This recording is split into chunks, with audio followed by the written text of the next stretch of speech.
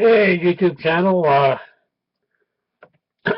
This video here I'm going to do for the what do I even call my site? Just made it yesterday. Exodus 2 report. I have another YouTube channel under the name of Joe Pipe, but this particular YouTube channel uh, primarily for preparing in advance for Niberu. We know it's coming, and I believe that there's going to have to be technology developed uh, to be utilized before and after the event. And what Bob Fletcher said that we're looking at this event in the spring of 2016. That's not too long. It's not that many days, and I believe we're going to have to be ready to roll, or at least put things into action within the next year. And we're going to actually see the markets go down, stock market go down, and things like that. So those of you that have money out there, you could invest it in gold and silver, but what's going to be more valuable than that?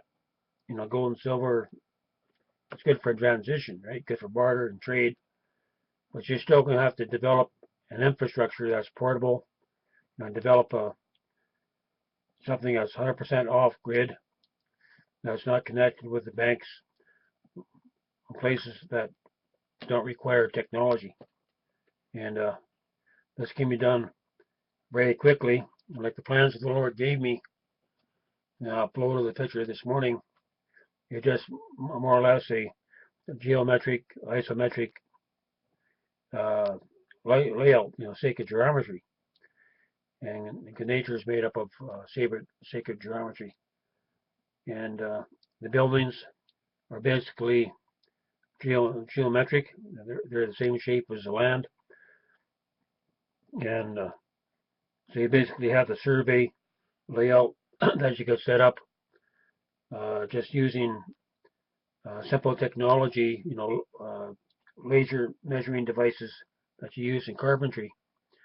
As long as you got, a tripod, a high point, you might have to make a stand or something like that where you're off the ground. So when you shoot your angles, that you're not, you have to be able to shoot your angles without any interference from trees and stuff like that. And then you can establish your reference points and using geometry, simple geometry. It's easily to establish the hexagonal patterns, whether it's 1 acre, 10 acres, or 100 acres. Don't make a difference. Uh, the same tools are used. You just in a larger setup, you have more points. Like in a small 1 acre setup, you can shoot the 6 corners of your home. You can shoot the 6 corners of your property, and that might be one component of a larger hexagonal, like a star within a star within a star.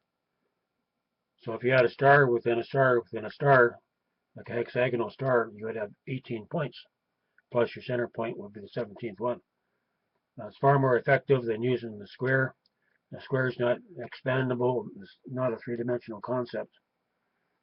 And so if your buildings are a three-dimensional concept, you can expand your buildings, like the interlocking relocation platforms. You can make them different sizes. You can make them so that they expand past the walls, or you can make them so you got the buildings that are hexagonal, 12 feet, 16 feet, 20 feet, 24 feet per side, even 36 feet per side, but you're getting into some fair size. And for relocation, if you have to get up and move, you want something that, like a tent structure would do. You can get by. As long as you're off the ground and you got an interlocking floor system, As you get set up, you're off the ground, and the floor is actually the base in which you attach your tent structure. And so all this is very easily done. And as one person, I don't have the $100,000 to make the first prototype. I'll probably take about maybe 20,000. And I was thinking today, if you're making larger commercial uh, relocation platforms using marine plywood, it's going to be heavy. You could make it out of plywood, but then you're limited uh, because your plywood's 4x8. You're limited to uh, 8 feet and like a 48 square foot, a 48 uh, area hexagonal.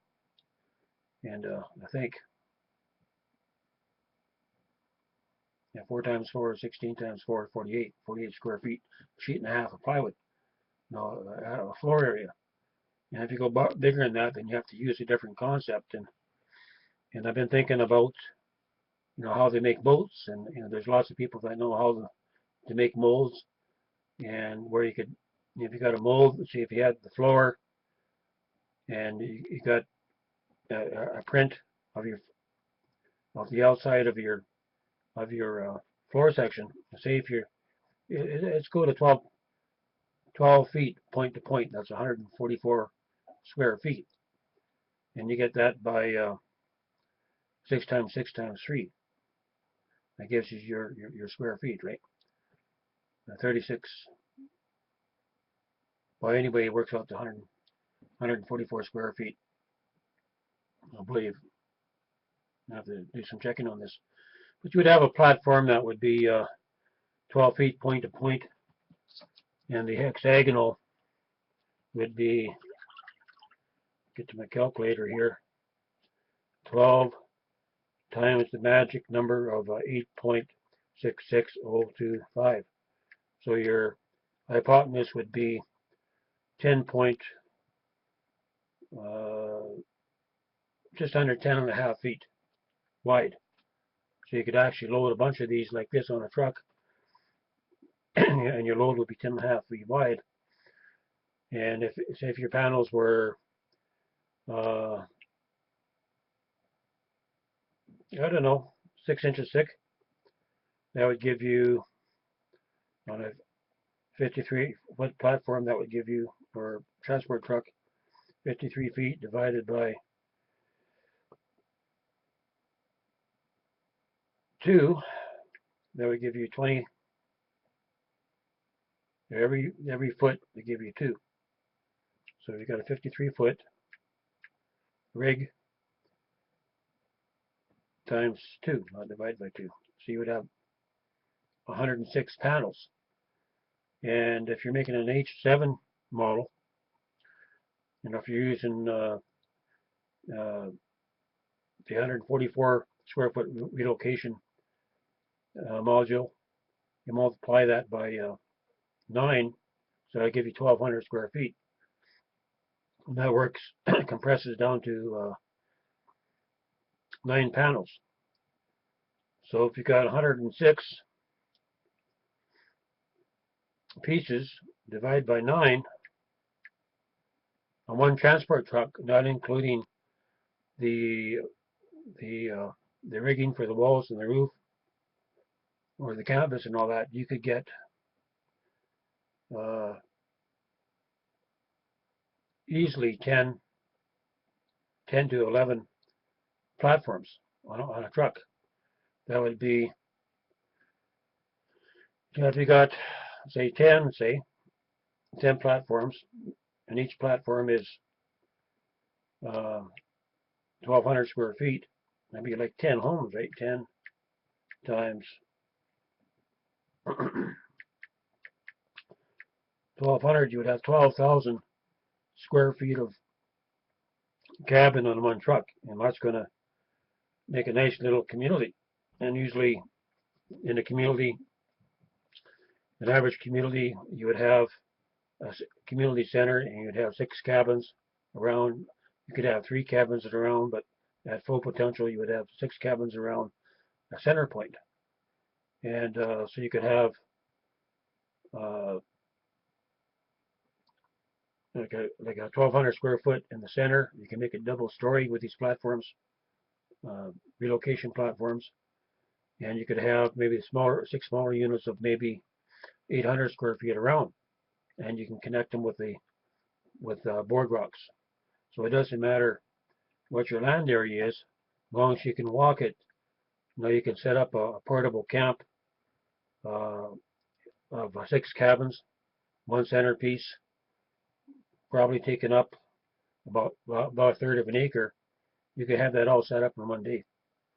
So with each cabin, this is where people would sleep. You come in the center to eat and things like that. Each cabin would be able to handle, let's say, a family of 5. So 5 times 6 cabins is 30. So between 24 to 36 people, and that's on a third of an acre. That's pretty incredible. And this could be made in advance. And when you got to the end of your journey, you could set up, and you're ready for your barbecue. So you basically have a portable floor system that can set up anywhere, and your surface building would be so similar to a yurt. You could design the superstructure.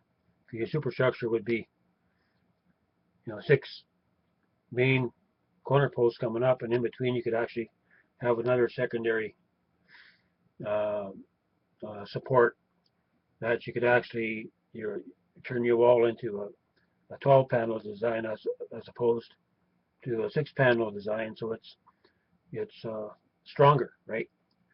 And you would set up your platform first, then you set up your your aluminum square tubing for your superstructure for your yurt, and you have it collapsed. The roof would be extended, but the walls would be collapsed. And you put on your roof, and you raise the whole thing up, and then you wrap on your wall. It's simple as that. You got a building, you're out of the weather, you're off the ground. What more can you ask? You put a stove in the center, and it's going to handle 20, 30 below zero. Not a problem. And in the summertime, you could roll up raise the bottom of the tent, just like they do on the teepees to get ventilation, or you could take off your screen altogether. And these aren't made yet. I've done many, many hours of designs over the years, and I'm looking for one of you guys out there that has the shop and has the vision for this to take it to the next level. And but before you can make the surface structure of the tent, that these relocation platforms need to be perfected. And if you go into an H7 unit, each panel being 144 square feet, that goes together to make a 1,200 square foot cabin, then you're going to have to use like a breakaway mold, right? So you got your mold, and you can have it on a diet so it spins. You're not walking around, and you put your release agent in the mold, that you spray your fiberglass on there, and then you have an arm that comes like that drops in your hub and the spokes that go out. And so after the fiberglass is set up, your spokes would have little feet attached that would go on to the fiberglass, and then you could spray the feet so that the internal structure of the platform of the aluminum cage or superstructure is bonded to the fiberglass. Then you just simply uh, foam inject it and spray the back, and you got a panel probably weighing about, I haven't worked out the weight, maybe around maybe 4 pounds per square foot. Maybe you can get it down to that. Something that's 6 inches thick. If you got 144 square foot relocation platform, and you want it at least 6 inches thick with high density foam and your superstructure embedded right in the foam. So once one of these are made, they would go all the way around the world. And like what I was saying, gold only takes you so far. And you can't eat gold and silver. When it comes down to it, that people are going to have to get out of the city and be able to set up camp in short term. And all this, the relocation platform technology that the Lord gave to me in a dream, needs to come to the next level. And I wasn't going to talk on this, but I'm going to put this under the relocation platform playlist. And what I wanted to talk about today was that I've been busting my butt here this weekend, getting my YouTube channel kind of organized, because I didn't have no playlist, didn't know how to do it, but it's really a nice feature. Okay, I'm going to do this next video and get these uploaded. This is Joshua Taylor coming to you with the Exodus 2 report. We're preparing for a second Exodus. Do you get it? Because we're going to need it in the times coming.